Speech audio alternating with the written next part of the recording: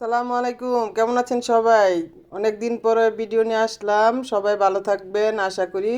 সবাই সুন্দর মতন আমার ভিডিওটা দেখবেন। মানে আগিলা দিনের ডিম তরকারিটা রান্তাছি বুঝলি, একার আগিলা দিনের একেবারে আগিলা দিনে ফিরা দিতেছি গা। আগের দিনের আমার ফার্মের মুরগি আর ওই যে আপনার ওই যে কত কিছু আসিল না বুঝলি, এই আগের আইলেই মেহমান আইলেই কত কি মাইছে ডিম তরকারিটা রান্না খাওয়াই লইতো বুঝলি। এত মানে এক টুকরা ডিম দিত, দুই টুকরা আলু দিতে, হ্যাঁ গো একেবারে মেহমানদারি শেষ বুঝছেন। আর অনেক কত কিছু যে খাওয়ান লাগে, দুনিয়াটা যে কত ঝামেলা, ডিজিটাল বাংলাদেশ হইয়া ঝামেলার কোনো শেষ নাই বুঝিনি। রোজ পোলাও কত কুরমা কত কিছু যে খাওয়ান লাগে, তো মানুষের মন পাওয়া যায় না। আর আগে কত ডিম সান্নাই দেখাই দিলে একেবারে মেহমানরা খুশিতে নাচতে নাচতে নাচতে নাচতে যাইতো গাইতে উঠে। ও আজকে ডিম চান্দা ভাত খাওয়াই দিছে বুঝছেন। এরপর আলা দেন ডিম তরকারিটা কেমনি রান্ধি সেটা দেখেন, আর আগলে দিন একের ফিরে দেন না। আপনারা যদি নাও জানেন আপনার নানি গো দাদি গো জিগাইন বলে আগে এক আফায় ভিডিও দিছে আগে নাকি এরকম ডিম তরকারি খাওয়াই দিত মেহমান গো, আপনারা জিগাইন তাইলে বুঝবেন হাসা কথা না মিশা কথা। হইলে করে ডিম দিয়ে সিদ্ধ করে নেবেন, এরপর মাঝখান দিয়ে একটা ভাগ করে নেবেন। আবার আস্তা ডিম দেয় না অনেক লাইন বুঝিনি, আস্তা ডিমের দিন আসেন না গো আগলে দিনে। অনেক এই ডিম ডারে করতে গিয়ে এরকম পিস পিস করে দিত সুন্দর করে, তারপরে আলু না দিয়ে আর দিত আলু, আর যেমন তেমন আলু তো খেত বড় অভাবই নেই, খালি আলু তরকারি আর ডিম তরকারি। আর অনেক কত কিছু খাইও কোনো শান্তি নেই মানুষের বুঝছেন। খালি মানুষে ওই যে শুক্রিয়া আদায় করেন আল্লাহর বলে কত কিছু খাই। এরপর আল্লাহ দেখবেন ডিম তরকারিটা আবার একেবারে এত আবার খারাপ করে রান্ধেন নাই বুঝিনি। পেঁয়াজটা করবেন কি বালা করে ভাজা ভাজা করবেন, মানে বাদামি কালার করবেন। কষানটা যদি সুন্দর না হয় তরকারিটা তোর মজা হইতো না বুঝছেন না। এরপরে মাংসের যত মশলা আছে এলাচ দারচিনি তেজপাতা দিয়ে আদা রসুন দিয়ে সুন্দর করে আলু ডিরে আপনারা করবেন কি কষাইবেন।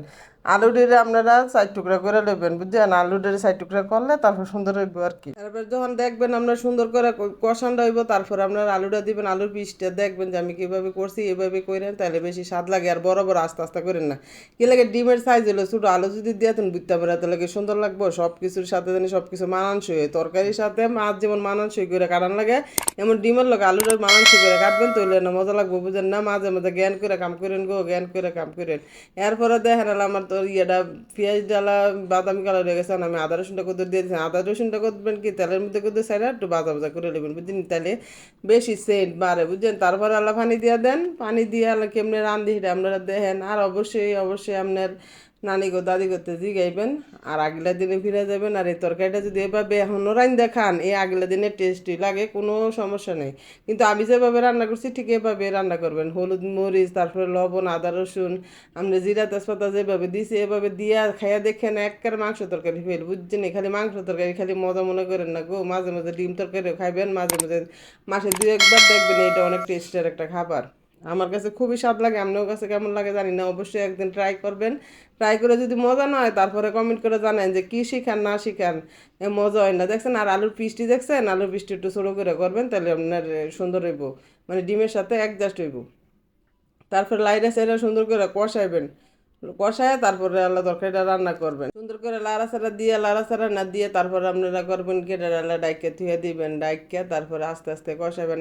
আলু তরকারির মধ্যে তো আর পানি চায় না, এটার আপনারা খেয়াল করে লাড়াচাড়া দিয়ে নাইলে কিন্তু এটা আবার কোরিয়ার ভিতরে যাবো লাগিয়ে বুঝছেন। এরপর আল্লাহ দেখছেন, এরপরে পানি দিয়ে দিছি, পানিটা না দিলাম এত বেশি আবার পানি দিয়েন না, আবার এত কমও দিয়েন না। আলু তরকারিতে অবশ্যই মোটামুটি পানি দেওয়ান লাগে, কারণ এটা যদি আপনারা আলু তরকারির মধ্যে মোটামুটি পানি না দেন তাইলে কিন্তু আপনার ইয়ে হইব, কি জানি কয় আলু আবার পানি দেখায় টাইনা লাই বুঝছেন। আমাদের দেশে টাইনা লাগবো, কুমিল্লার বাসা আপনারা আবার মাইন্টেন করেন না, মানে খাইয়া লাই আর কি পানি দেয়। তারপর আমরা শুকনো শুকনো হয়ে গেলে তোর মজা হতো না, হালকা মাখা মাখা থাকা লাগবো। এরপর আপনার ধরবেন দেখবেন যে না তরকারিটা হয়ে গেছে গা, তখন আপনারা করবেন কি জিরাটা না দিয়া ডিমটা সুন্দর করে বিছাই দিবেন, একবারে সুন্দর করে চতুর্দিক দিয়ে বিছাই দিলে কি সুন্দর লাগতেছে, মনে হয় একেবারে শাপলা ফুলটা ফুটে রয়েছে। ডিমটা দেখে আমার এত সুন্দর লাগতেছে। আপনারা এইভাবে রানবেন, আবার মেহমান এলে আবার দিন না, তোর অনেক মেহমান আর এটা খাইতে না বুঝেননি, আপনারা বাসায় ট্রাই করবেন। সবাই ভালো থাকবেন, সুস্থ থাকবেন, ভালো থাকবেন এই দোয়া করি। আল্লাহ হাফেজ।